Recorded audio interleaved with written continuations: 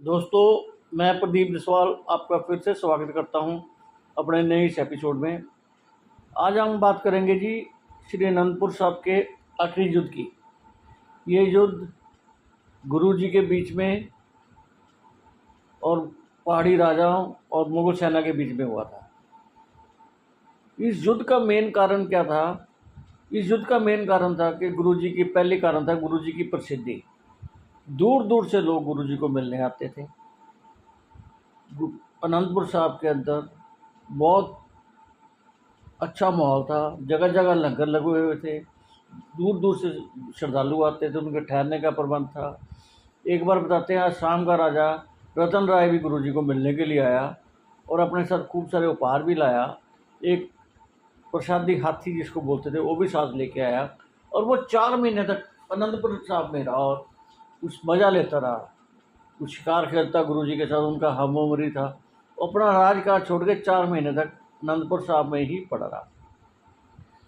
दूसरा, प्रसिद्धि के अलावा दूसरा कारण था कि गुरु जी ने वहाँ पे 5 किले बना लिए थे और गुरु जी ने एक लोहगढ़ का किला है, उस किले के अंदर अपने हथियारों को बनाने के और औजार बनाने के वे कारखाने भी लगा लिए थे। तो गुरु जी को मालूम था कि कोई ना कोई अब पंगा पड़ेगा, तो गुरु जी ने अपनी तैयारी चालू कर ली थी।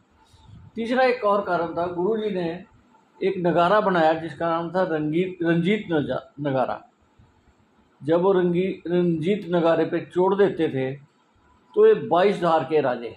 22 धार का मतलब है जैसे आप अनंतपुर साहब जाते हो, उसके सामने आप देखते हो ऊंची ऊंची चोटियां हैं पहाड़ की। जैसे एक चोटी के ऊपर आप देखोगे नैना देवी का मंदिर है, ऐसे ही वहाँ पे कई चोटियाँ थी। उनके एरिए में 22 ऐसे चोटियाँ थी, या धारें थी, उसको धार बोलते हैं जी चोटी को। वहाँ पे जो अलग अलग राजे थे तो उनको भाईधार के राजे बोलते थे। ये सारे हिंदू राजा थे और ये मुगल राज्य के अंदर आते थे। तो इन लोगों को वो बात बहुत चुभने लग गई, तो उन्होंने कई बार कोशिश करी मिलने भी गुरु जी से कि उनसे हाथी ले लिया जाए, उनसे कोई और उपहार ले लिए जाए, और गुरु जी को मना भी करते थे, आप सेना नहीं रखो। दूसरी तरफ उन्होंने मुगल शासक औरंगजेब था उस समय, उसको भी भड़काना शुरू कर दिया था। जो सरहंद का नवाब वजीर खान था वो 24 परगने का मालिक था, उसके बाद 24 परगने थे, उसको भी जाके भड़काते रहते थे। उधर लाहौर के अंदर भी जो उनके श्रद्धालु आते थे उनको भी बोलते थे इनको मत आने दो। इस तरह का काफ़ी गुरु जी के प्रति दुष्प्रचार चल रहा था। बताते हैं जी कि पहाड़ी राजाओं ने मिलके औरंगजेब को पत्र लिखा कि ये इसकी हरकतें बढ़ती जा रही है गोविंद काफर की। वो गोविंद काफर बोलते थे, हम तो गुरु गोविंद सिंह जी बोलते हैं ना, वो गुरु गोविंद काफर बोलते थे। और ये हमारे को तो तंग करेगा, आगे चल के ये आपके दिल्ली से की सल्तनत के लिए भी ये हानिकारक सिद्ध होगा, तो इसको अभी से कंट्रोल कर लेना चाहिए। औरंगजेब तो पहले ही कट्टर था, उसने हुक्म जारी कर दिया और उसने कहाँ कहाँ की फ़ौज भेजी। देखो, उसने सरहंद की फ़ौज भेजी, उसने अपनी दिल्ली से यहाँ से फ़ौज भेजी, लाहौर से फ़ौज आई, कश्मीर से फ़ौज आई, पेशावर से भी फ़ौज आई, और आके उधर पहाड़ी राजे, कुछ लोकल राजपूत जो थे वहाँ के बीट के और आसपास के, वो मिल गए, कुछ लुटेरे मिल गए। ये मिला के 10-15 लाख बंदा उधर हो जाता है। ये 10 लाख बताते हैं जी। 10 लाख की फ़ौज ने श्री अनंतपुर साहब को घेरा डाल लिया। छोटा सा शहर है। गुरुजी बड़ी स्ट्रेटजी से चलते थे, वो घबराए नहीं। गुरुजी ने बताते हैं जी कि गुरुजी ने जो परिवारों वाले सिख वहाँ रहते थे उन सब को बोल दिया कि आप सब लोग श्री अनंतपुर साहब को खाली कर दो, आप अपना अपना चले जाओ। और जो उनके वहाँ पे श्रद्धालु थे उन सब को उन्होंने हथियार बांट दिए और उनको उसकी ट्रेनिंग देनी शुरू कर दी। सिर्फ बीबी भिखा जो थे उन्होंने बोला मैं नहीं जाऊंगी जी, मेरा परिवार तो यहीं है, मैं तो यहीं रहूँगी जी। ऐसे ही भाई नंदलाल जी ने बोला कि गुरुजी मैं आपसे बहुत नाराज़ हूँ। कि क्यों आप बात होगी नंदलाल जी, कि आपने सबको शस्त्र बांटे, मेरे को नहीं बांटे। तो गुरुजी ने उनको समझाया कि आपके पास जो शस्त्र है, कलम का शस्त्र, ये लाखों जवान फिर पैदा कर सकता है, लाखों आदमी लड़ने के लिए पैदा कर सकता है। आप भी यहाँ से चलो परिवार लेके, आपकी कलम की हमारे को बड़ी ज़्यादा ज़रूरत है। तो गुरुजी का कहना मान के भाई नंदलाल जी फिर वहाँ से छोड़े थे, नहीं तो नंदलाल जी भी किला छोड़ने के लिए तैयार नहीं थे। देखो गुरुजी के सबके परिवार की कितनी चिंता थी, लेकिन गुरुजी ने अपने परिवार को नहीं भेजा, अपना परिवार अपने साथ ही रखा और फिर युद्ध की तैयारी चालू कर दी।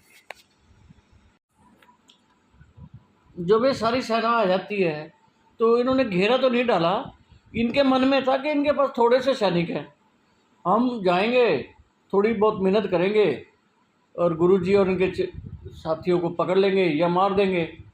ये तो हमारे बाएं हाथ का काम है, हम बड़े आसानी से काम कर लेंगे। और बड़े उसमें थे कि हमको बड़ी शाबाश मिलेगी, ये होगा वो होगा। लेकिन जो नंदगढ़ का किला है ये काफ़ी ऊंचाई पे था और गुरुजी के सेना जो थी, गुरुजी ने बड़ी स्ट्रेटेजी से काम किया था। गुरुजी ने हुक्मनामे जारी कर दिए थे। वो काफ़ी, अगर आदमी गुरुजी को छोड़ के गए हैं परिवारों वाले, तो गुरुजी के जो किसान थे, मई महीना था, फसलें कट गई थी, वो लोग राशन पानी लेके भी आए हैं लड़ने के लिए, आगे थे किलों के अंदर। सब किलों के अंदर 100-100 200-200 आदमी 5 किलो में थे। तो आनंदगढ़ के किले में उन्होंने जब घेरा डालते हैं तो वो तो नीचे स्थान में थे, सिख ऊपर थे।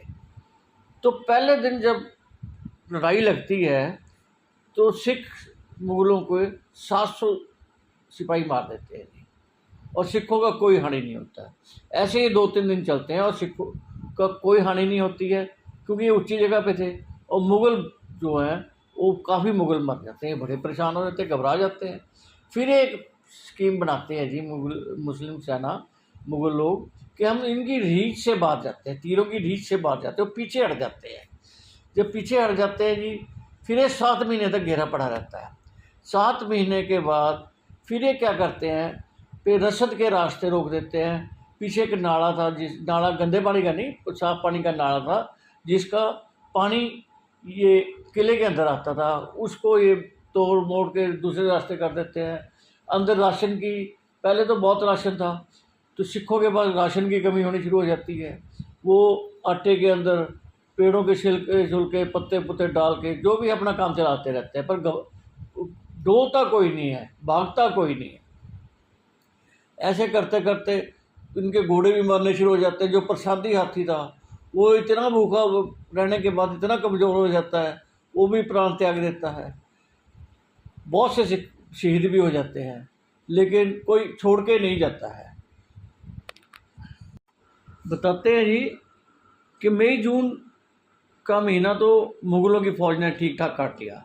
सिख भी अगर तंग हो रहे थे तो मुग़ल भी कोई आसान नहीं बैठे थे। तो फिर बारिशें और तूफ़ान चालू हो जाते हैं जी, बरसात चालू हो जाती है। उसके अंदर उनका बुरा हाल हुआ जी, उनको कोई बीमारियां लग गई, पहाड़ी राजाओं को और उनकी सेनाओं को पहाड़ काफ़ी लोग छोड़ के जाने लग गए, उनके नई फ़ौज भेजते थे। ऐसे करते करते फिर जब सर्दी आ जाती है तो फिर उनको कोई बीमारी लग जाती है, फिर उनकी सेना, दिल्ली वाले जो थे सारे वापस चले जाते हैं। तो मुग़ल भी बहुत परेशान हुए थे। देखो गुरुजी के छोटे छोटे बच्चे थे, 5 साल 7 साल, वो भी भूखे रहे होंगे जी। अगर गुरुजी के सिखों ने खाना नहीं खाया होगा तो वो उन्होंने भी नहीं खाया होगा। जब वजीर खान ने देखा कि तो यह काम ही बिगड़ता जा रहा है, तो कुछ भी हमारे हाथ नहीं आ रहा है, उसने फिर एक पहाड़ी राजाओं के साथ मिलके कोई स्कीम बनाई। तो उसने पहाड़ी राजाओं की तरफ से पम्मा पुरोहित और मुग़लों की तरफ से खमाने का बली हसन, इन दोनों को भेजा। पम्मा पुरोहित अपने एक थाली में आटे की गऊ बना के ले गया, और जो था बली हसन, उसने कुरान ले गया और जाके बोलने लगा कि हमारी बहुत बेइज्जती हो रही है, हम आपको कुछ नहीं बोलेगी मुग़ल सेना, आप आराम से किला खाली करके निकल जाओ, हम आपको रास्ता देंगे, आप हमारी बहुत ज़्यादा बेइज्जती हो रही है, हमको इतनी मदद करो। गुरुजी ने मना कर दिया। फिर वो माता गुजरी जी के पास चले गए। माता गुजरी जी को पम्मा पुरोहित बार बार बोलने लग गया, बलिया से बोलने लग गया कि हम कुरान की कसम खा रहे हैं, हम एक गाय की कसम खा रहे हैं। तो गुरुजी ने बोला चलो कोई देखते हैं जी। जब ये बार बार आने लग गए, फिर गुरुजी ने बोला चलो ठीक है, हमारे को कुछ खच्चर दो, हम सबसे पहले अपना खजाना निकालेंगे। उन्होंने गुरुजी के पास कुछ खच्चर भेज दिए। तो गुरुजी ने क्या किया, उसके नीचे कुछ कबाड़ कबूट डाल के, ऊपर कुछ बर्तन डाल के और ऊपर शनील के कपड़ों से उसको उनको ढक दिया और खच्चरों को भेज दिया। मुग़ल सेना ने सोचा गुरुजी का खजाना जा रहा है और उन्होंने उसको लूट लिया जी। जब खोल के देखा, अंदर से कचरा निकला, कोई बर्तन निकले टूटे फूटे से। फिर वो गुरुजी के पास आ गया पंडित और वो कि जी गलती हो गई, ये तो हमारे बंदों ने बहुत गलत कर दिया, माफ़ी दे दो, ये है वो है। फिर गुरुजी ने बोला ऐसे नहीं चलेंगे। फिर वो कुरान के पहले सफ़े के ऊपर एक औरंगज़ेब से चिट्ठी लगा के लाए कि आप किला खाली करो, हम आपको कुछ नहीं बोलेंगे, हम कुरान की कसम खा के बोलते हैं। तो